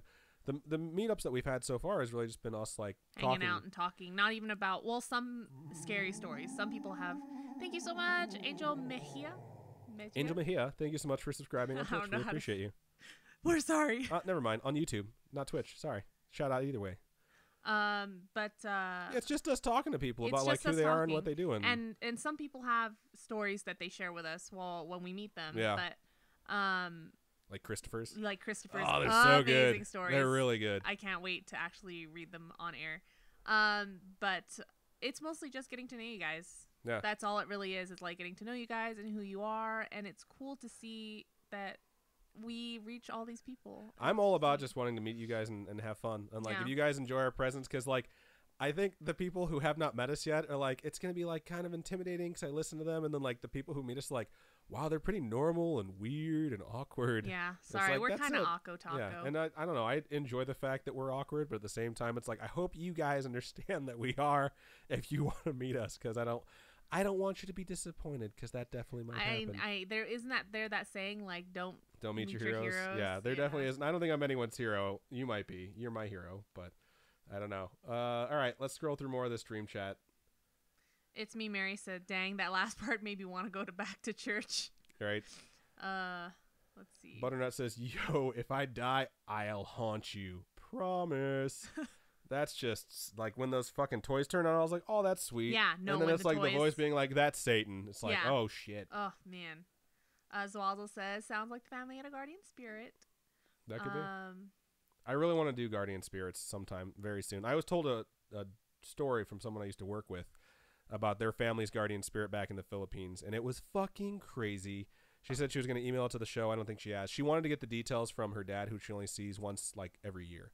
And she was going to ask for that story and then send it when it was fresh in her mind. Cool. So I haven't reached out to her, though. I don't think I have her on Facebook or anything. Swazzle said, "I'm still waiting for the Scary-ish Hill House book club." I really want to do that, where we do like an episode a week. And then for Hill House again? For Hill House. Rewatch Hill House. Do an episode a week. And then talk about each episode with everybody. Like, just maybe have that be like a little bonus extra. Like, that'd be really fun to do. Just record, not live necessarily, but like record us talking about it and then talking to people on Discord and stuff about it maybe. I don't know. We're still... That's a fun format. I would totally be into that. That's the first I've heard of it, so I'm down though. Yeah, I really think that'd be really cool. And we could do like different horror movies and stuff like that, and just have a little movie club or a book club. I love books. We could do chapter by chapter for certain horror books and stuff like that. That'd be really fun to do. Reading assignments, like we're gonna do this page to this page. That would be super fucking fun. It's like we'd put it out and then everybody read it and then I'd be into that. Reconvene. Let's see. La la la la. Jessie Cat says a live show would be a dream come true. It really would. It'd be absolutely incredible. Totally just found out that Steve in Hill House is in Game of Thrones. Wait, which one's Steve? I don't know. I feel like I would have recognized it, but I don't know. Which one is Steve the... Oh, fuck! I know who Steve is. Steve is Dario Naharis. The guy who's in love with Daenerys that she leaves behind. She leaves him behind in Bravo. Spoilers for Game of Thrones. Which one's Steve? Steve is the brother who writes the book, The Asshole. Think of him with long hair and, like, staring down a dude who's charging him with a horse. The guy who's like in love with her and she's in love with him back, but she leaves him behind. Shut up! That's him with longer hair. Shut up! That is totally correct. Holy shit. I can't believe I didn't recognize that. What? Good fucking call, Glitch Grim. Holy shit. Or was it Glitch Grim? No, Chessy Cat. Not Chessy Cat. I thought you said Glitch. Damn. Fuck. I don't know why I didn't see that. I usually just notice it right away. He's such a different character between those two things. One of them is like, yep, kind of hot. I'm going to fuck you. And the other one is like, yep, kind of a douche, and I'm going to fuck my family. Not literally, not in the Game of Thrones way. Ew, gross. So. Okay, Glitch says, "Who is your daddy and what does he do?" That's so fucking funny. We quote Arnold Schwarzenegger on this house about twice a day, so that definitely fits in with our whole like aesthetic here. I will say, I'm looking up at our stream goal, and I see that we're at 5%, and I think this is the last show of the month. No, we have one more show. So I think we're going to have to stick to the idea that we had before of like encouraging donations based off of rewards, because we've had something for the previous months and I don't think we did anything. We definitely didn't do anything for November. So we'll have to think of some fun stuff to give out for that. Yeah, so. I am guilty of not being as active in trying to find new products. Well, yeah, but you do a lot. Like, yeah. you found like all of our products so far. Yeah. Like, you were obsessed with finding tote bags for a very long time. Yeah, and I can't. I'm working on it. It's hard trying to get merchandise. We'll get there. All right. Boo, boo, boo. So boo, one boo. last story from Robin? One final story. So, final story of the night. It goes something like this. Dear Adam and Robin, hello. Hello. Hello. They said hello, so I said hello. And then I said hello. Yes. Hello. My name is Victoria, and I'm writing to you from Fort Worth, Texas. Woo woo, Fort Worth, Texas. Is that where you're from? I'm from DFW area. Yeah. DFW, meaning Dallas, Fort Worth? Yeah. Okay, cool. In the middle of the night, I just woke up from my first sleep paralysis dream in several years, and my first thought was, OMG, I can't wait to tell Adam and Robin. I'm glad we converted that normal idea of fear into like, I can't wait to share this with someone. It reminds me of Kingpin when it's like, I just said pulling your arm to Munson. I can't wait to tell people. That's so funny. So here it goes.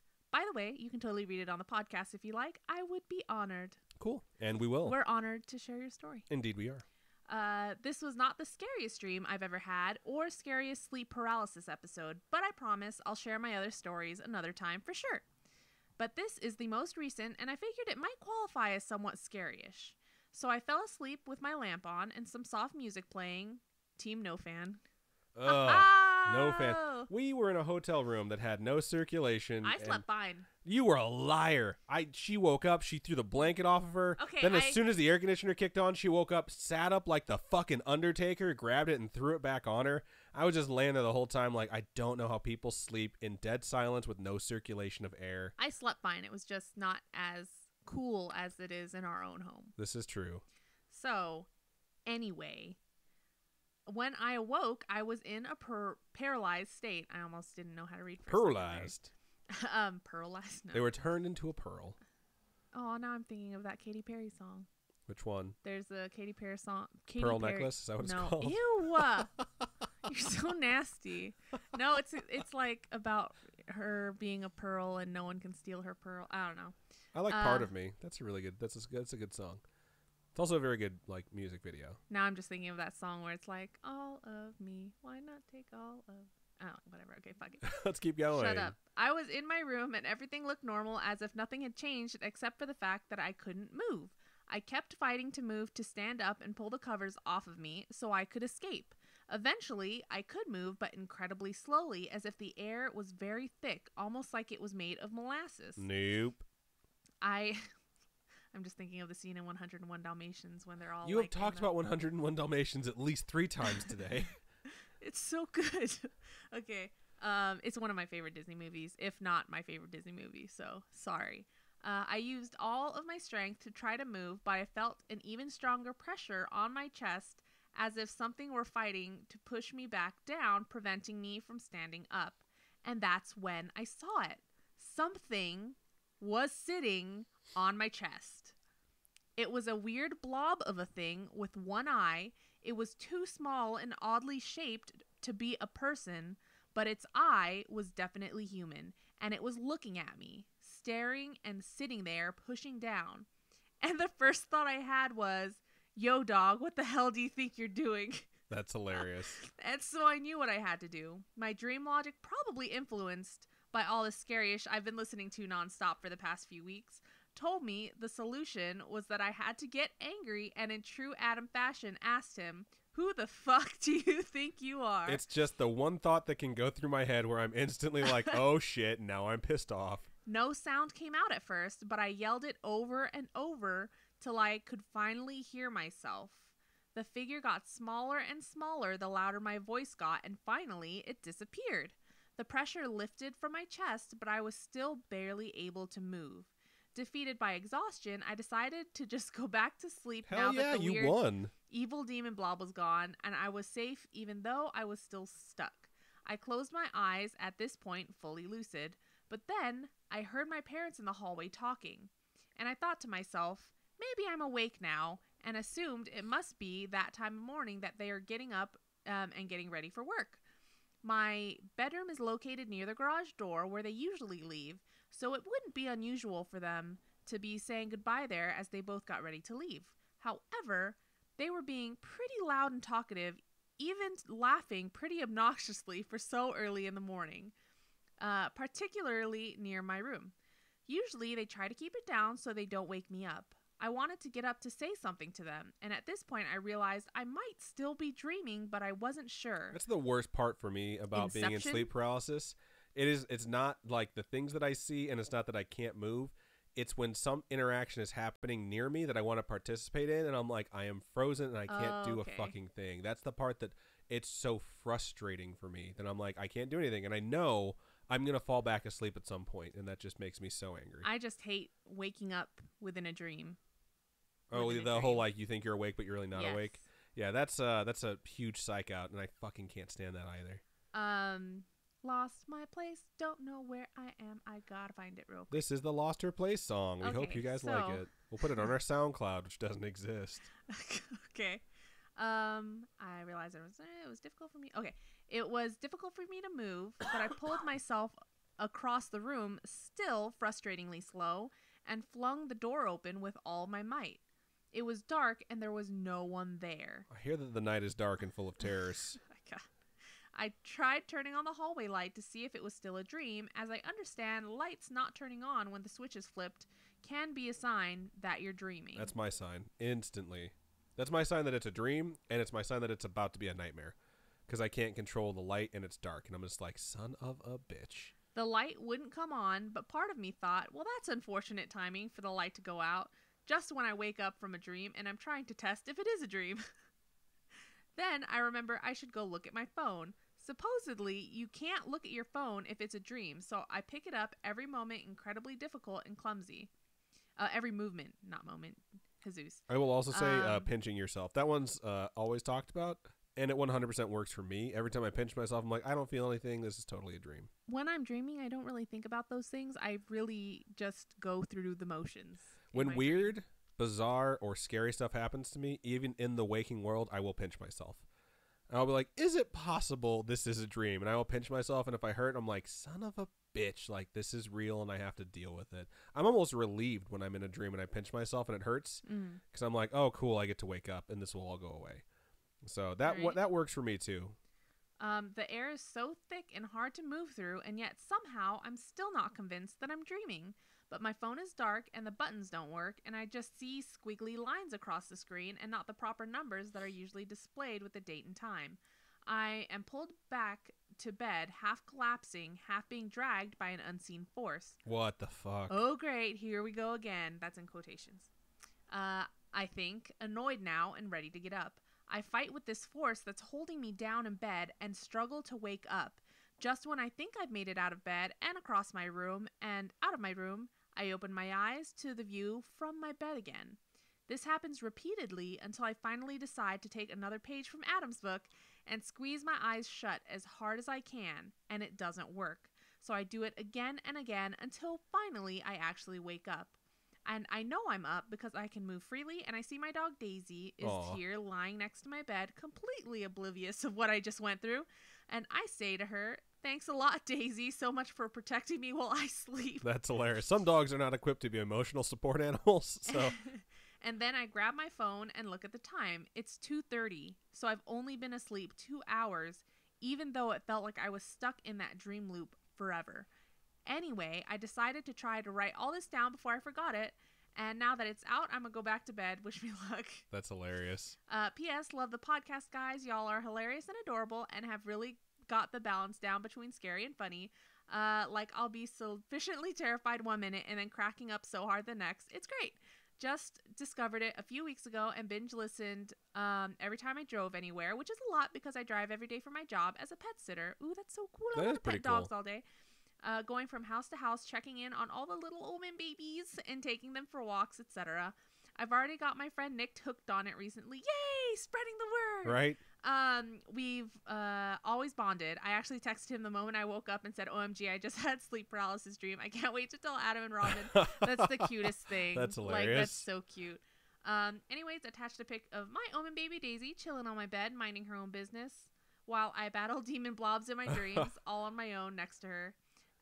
Okay, now I'm really going this time. I have a lot more stories to tell you guys, but I'll leave it at this one for now. Keep on creeping on. Wish me luck. It's officially the witching hour. This is the longest sign out, and I'm totally okay with it. It's so long, but I'm totally fine. I might put something happy on Netflix to cheer me up as I fall back to sleep. Team No Fan. Until next time, much love, Victoria. PSS, Team Cake. Hashtag basements have feelings too, Robin. Okay, I'm good with those last two. By the way, it's PPS for post-script, not post-script script. I'm sorry I'm being a douchebag and correcting you. I live in Tornado Alley, and I wish I had one. Honestly, smart. Like, basements are like a safe haven when you live in Tornado Alley. But, yeah, that was really good, and I'm really, really happy to hear that anything that I've talked about on this show has helped at least one person figure out their way out of a very bad dream, because, yeah, I wish I would have known some of the things that I had to figure out along the way through my nightmares and night terrors as a kid, so I like the fact that you're like, you know what, who the fuck do you think you are? Get off my chest, and it worked. It's pretty awesome, so, cool. Sometimes you have to get mad, dude. Shit off your chest. When you said sitting on my chest, I was like, could be worse. And I didn't want to say it in my head because I was going to make a shitting on your chest joke. Oh, because that would be the worst kind of sleep paralysis. And then in my head, I was like, but if I put that out there in the universe, will some people hallucinate that there's a demon shitting on their chest from now on? And isn't that worse? And now I said it anyways. You know so what? I think it would be more funny if they were shitting on my chest. What if? I think it would be horrific because I'd be like, get the fuck off of me. It would be so gross. Okay. Anyway. All right, let's take a look over into stream chat and see if you guys would prefer someone to shit on your chest or sit on your chest while you're paralyzed. Oh, my God. Oh, no Shiza videos, please. Ashley over in YouTube says, Happy Thanksgiving! In all caps, Happy Thanksgiving. I really want to watch the Macy's Day Parade tomorrow. There's going to be a fucking Goku balloon. Yes. Now I'm actually interested. I haven't watched the Macy's Thanksgiving Day Parade in I've never so once long watched it my entire life. I didn't give a shit, and it was boring, and now there's going to be a Goku balloon or float or whatever you call it, and I couldn't be more fucking hyped. I hope it escapes and gets away. I hope it blows up. I really hope it falls down. I hope it's just a big scene, and then they have to do more Dragon Ball characters next year. Glitchgrim says, okay, so I forgot about this just till now. I just got a movement light for my bathroom, and last night after having this for like a week, it kept turning on and off, and I was like, nope, I don't need to pee. That's creepy, but I think I would pee even with a demon in the bathroom because sometimes I just really have to go. Let's see. Pay Paradise says, I can't wait for April. Game of Thrones. Same here. Oh, yeah, I can't wait. But it's the final. It's it. That's it. It's the end Game of it. Game of Thrones is done. I wish George R. R. Martin would have Winds of Winter out by now, but he's apparently okay with the show wrapping everything up. And the show is so much different than the books at this point because so many characters that are alive in the books are dead or dead/alive. Yeah.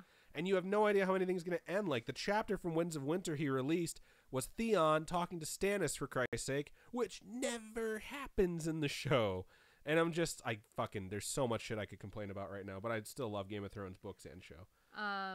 Let's see. Chessie Cat says, my bestie is a dog sitter. She was sitting this big wrinkly bulldog. Aww. And he kept farting and being stinky, but he was so cute. Spirit animal right there. I love bulldogs. Butternut says no during the story and hit him with indignation. Indignation is the best word to describe like my feeling towards these things.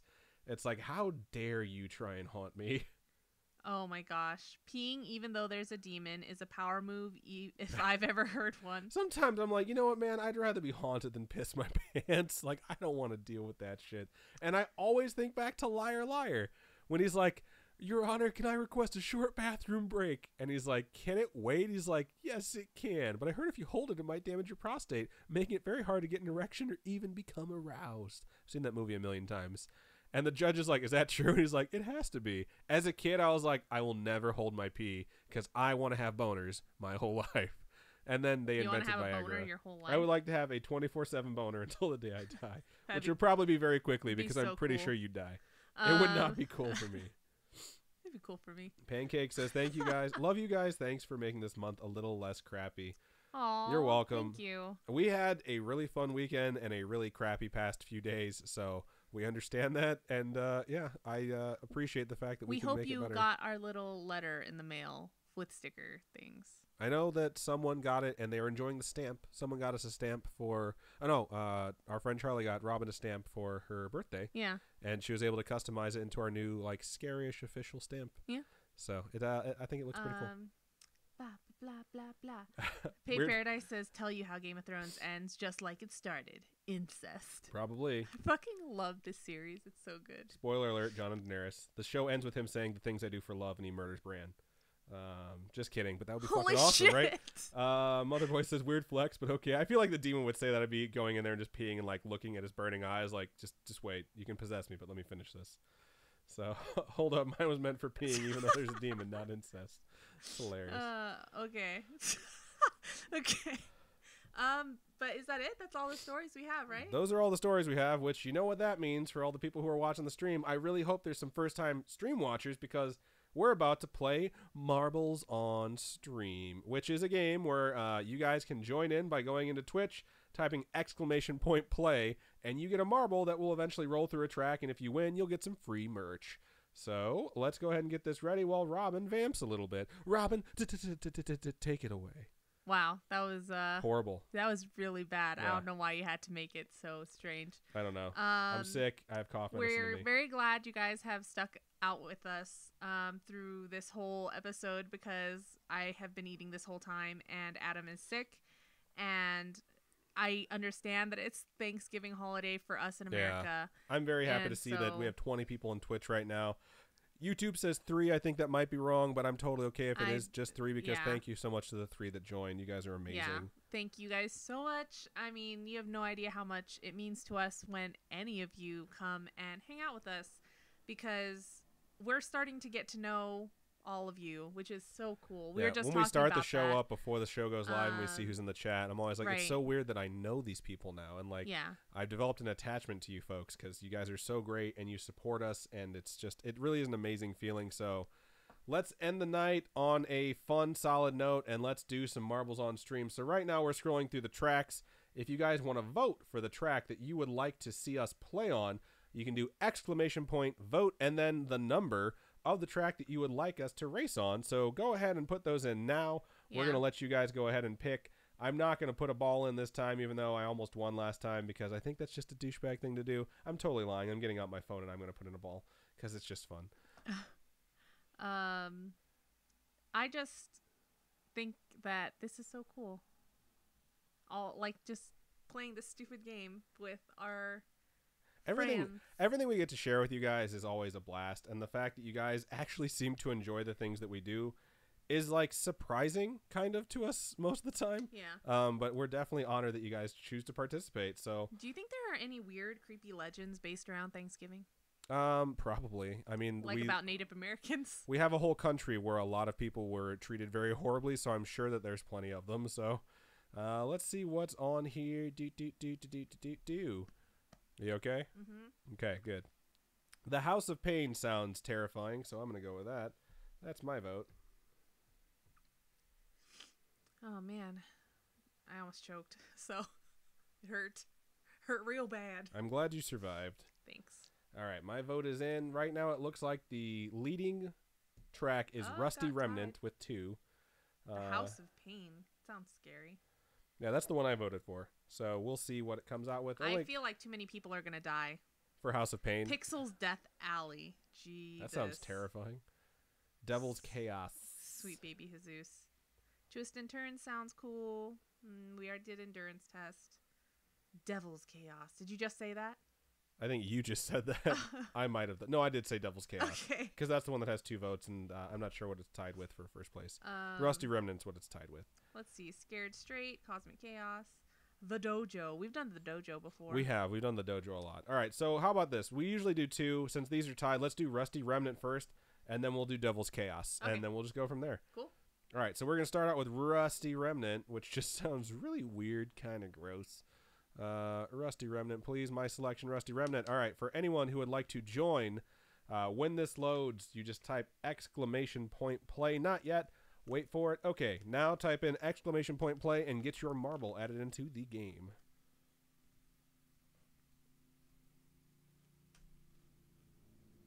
Am I in?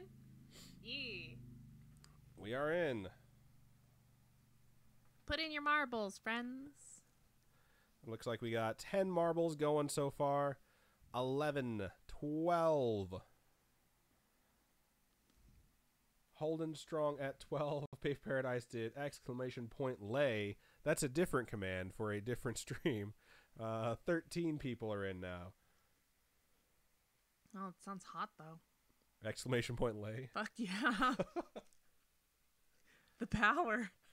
That would definitely be a much crazier podcast, but I don't know. Could be a fun one. Who knows? All right, where's looks like Jang Mi? Jang Mi's gonna miss out on marbles. It's all right.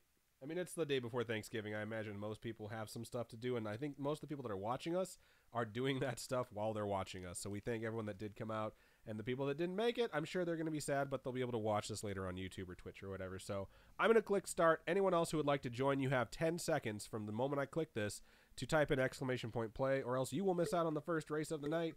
And here we go. We have 5 seconds left, and then we're going to get this going. It begins. Looks like Alice in Wonderland has jumped out to an early lead. Even though this one looks really nice, I don't think it's quite really as treacherous as the ones we've done before it. Isn't there a Taylor Swift song with the line of something treacherous? I'm sure there is. There's a Taylor Swift song with pretty much everything. Ooh, that was scary. I think Swazzles might have just took the lead, but this track is very weird because there's like 3 different tracks running next to each other. Chessy Cat's out in the lead as well. I know I'm not doing my normal play-by-play. My medicine is all wearing off, so I apologize for that. It also says the Robin Grace is in first place. Chessy Cat. There is a really tight race right now, but it looks like Pancakes just zoomed right through that. Pave Paradise is right behind. We're on an elevator. Then we have some tubes coming up. Then it looks like a sphere of pain coming up as well. Who the hell knows what's going to happen? No one's died yet, so that's a good thing. It says that the fastest time ever on this track is 2 minutes and 56 seconds. Holy cow. Which means this is a very long track. What? Everyone's Sonic.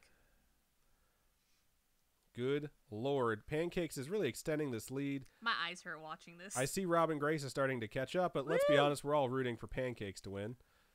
And here comes the Sphere of Pain, which is what I've just nicknamed it. Who knows? This could be the easiest thing ever.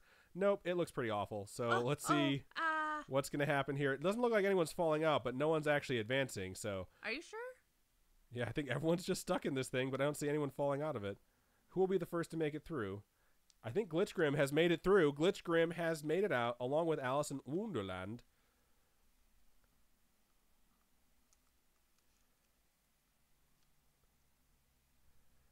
Here comes the big fan blade. For those of you who watch the show very frequently, we've all come to know and hate these. I don't know. Glitch is doing pretty good. Glitch is doing pretty good. So is Alice, though. Looks like Robin Grace and Butternut are catching up. Or it's Butter and Butt. I keep saying Butternut. My bad, dog. I like Butternut.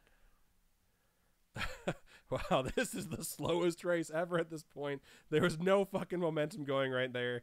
I'm glad to see that these guys are picking up the pace. Girl Panic 95 is caught up now.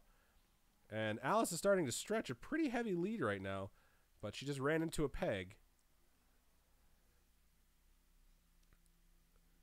I really want to know how that pumpkin pie turned out.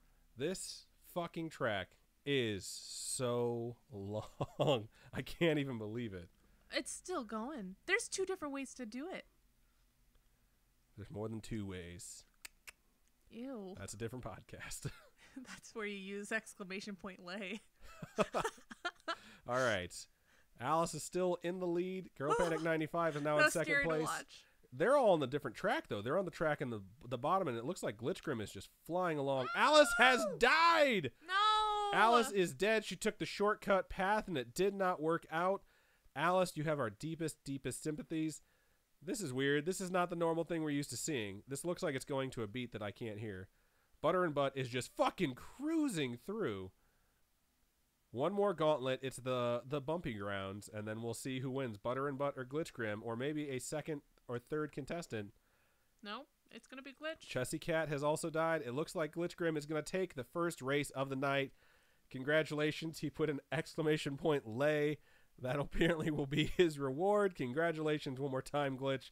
We'll let the rest of the folks go ahead and finish out so you know where you placed. And honestly, because you also collect points based off your placement. Did I miss anything besides commentary? Nah, you didn't miss anything. Absolutely not. You did not. I just try and do that because I don't like to leave you guys just sitting there watching. Although, you know what? If you like that, I'm sorry for ruining it for you. You can always turn off the volume during these segments. So, all right. Glitch was first. Robin was fourth. We still I forgot need to that I had send Glitch's stuff. I know. I forgot that. And Kebs. We still have stuff to send you too. Indeed. That was the script one too, right? For Kebs? Yeah, we definitely need to send that. Oh, my Lord. Come on, Adam. You can do this. Finish out strong. All right. I came in 6th. Looks like Motherboy Real Estate's going to come in 7th. Pancakes 29 is 8th. Let's just go ahead and get the rest of these guys across the finish line so we can go ahead and do the last one of the night. And then we can all go about our business. I just realized we haven't watched American Horror Story in like 6 weeks. Oh, I was going to play Fallout, but you know what? That's totally fun. I can play Pokemon Let's Go or just go to sleep. Where the hell are the rest of you folks? Okay, there's Valley Grills. Mato-san's. It's so far back there. I don't think they're moving. Okay, there we go. Where's the water? Did you take it? Yeah, the water's over here. Here you go. Give my prize to second place. I've won before. So second place is Butter and Butt. So congratulations, Butter and Butt. Glitchgrim has donated his prize to you, which is super sweet. That's really nice of you, Glitch. That's very sweet. All right, we're at 5 minutes and 22 seconds. I'm going to go ahead and just move this to the main menu. We all know Mato-san finished 10th. No. We can't. Are you sure you want to end the race? No. No, I'm not sure. Okay, they teleported to the end, so that works. I hear very loud sounds coming from outside. Menu, we can finally get out of this one. Okay, cool. So we're going to do the last race of the night, and we said we were going to do, I think it was Devil's Chaos. Yeah, Devil's Chaos. 2 minutes and 48 seconds sounds a little bit faster. I imagine more of us are going to die during this one. So, all right. Devil's Chaos. We've done this one before because I remember that tube, and it just launches everyone off the edge. So go ahead and do exclamation point play for doing the last one of the night.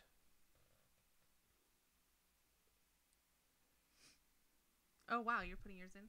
I totally forgot. Okay. 6 participants. Exclamation point play. 9 participants. 10 participants. 11 participants.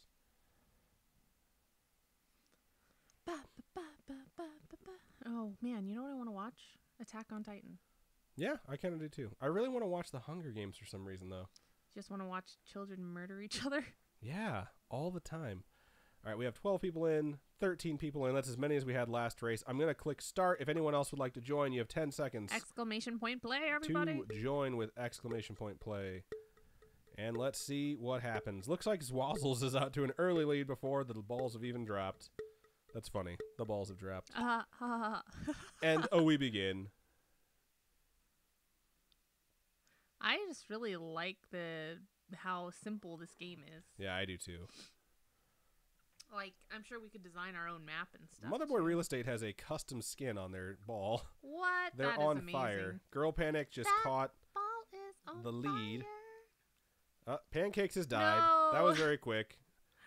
Oh, gosh. Malum's on fire. I don't have a custom. I don't know what that is, actually. I don't know why I'm on fire. I don't have a custom ball. So, yeah, we're all learning together. Mato-san is in first place after finishing last race. So that would be a nice turnaround for Mato-san. I have a feeling a lot of people are going to die when we get to that tube. But we'll see what happens. I almost died right there. Let's get to Mato-san and see this lead that's been taken. Coming down the funnel. If you exit the funnel with all that momentum, you definitely take a big lead. But some of it got cut away there. Malum, Chessy Cat, Zwazzles, and Mothboy Real Estate catching up. That sucks. I didn't realize that there's a backwards launcher. All right, who will be the first to enter the tube? It looks like it's going to be me. Let's see what happens. Doing okay so far.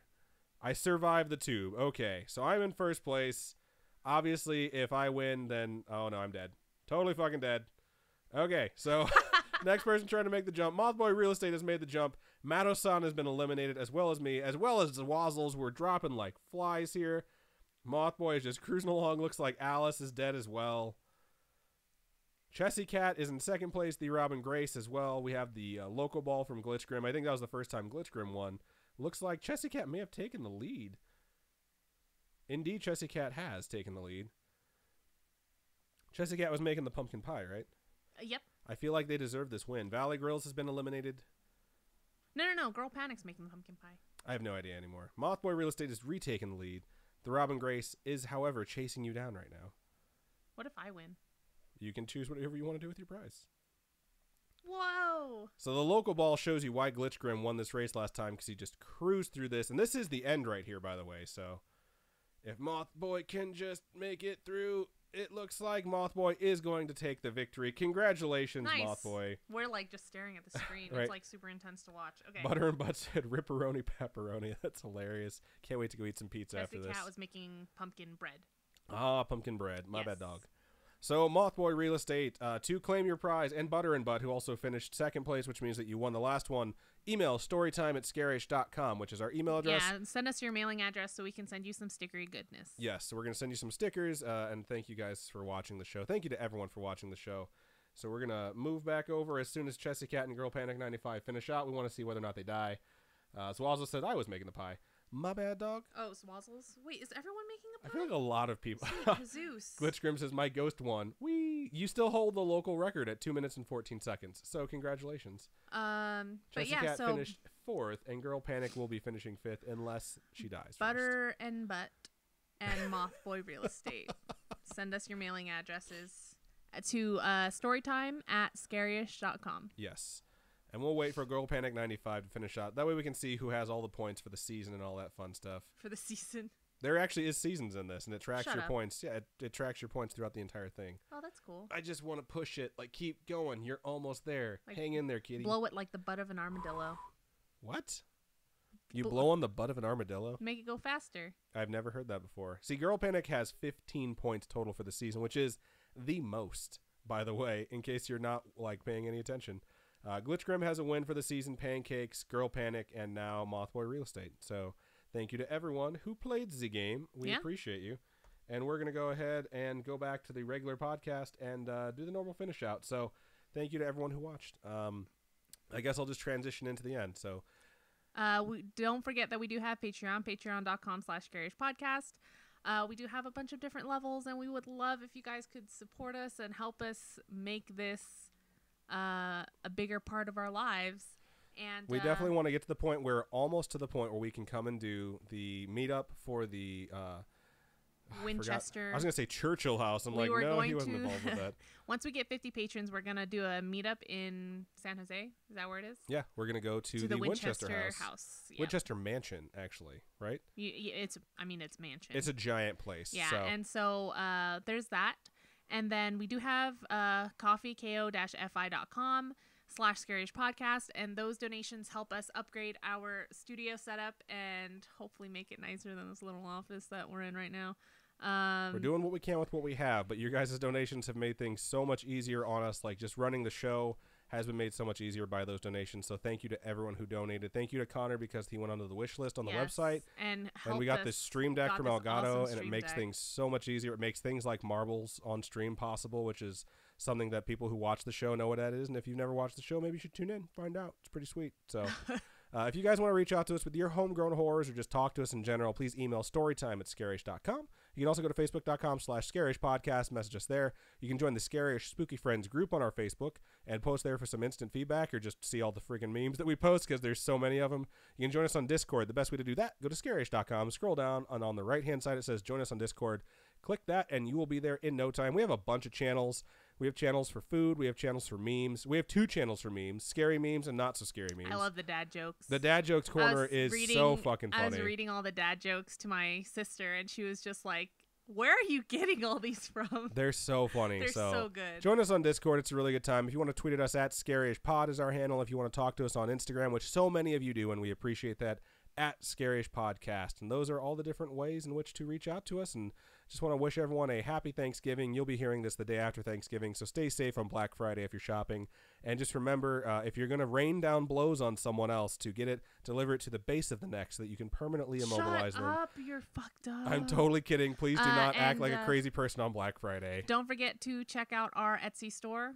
If you go to scarish.com, scroll to the bottom, and you can click Robin's Kawaii Corner right there. Or you can go to the address, which is Robin's Kawaii Corner, KAWAII Corner.com or Etsy.com, and we have scary-ish stuff on there. Cool. So scary goodies. I think that's just about everything we have. So thank you guys so much for listening. Thank you folks so much for listening. And I'm going to go ahead and take the sign out. So keep on creeping on. And we'll see you next week. Bye.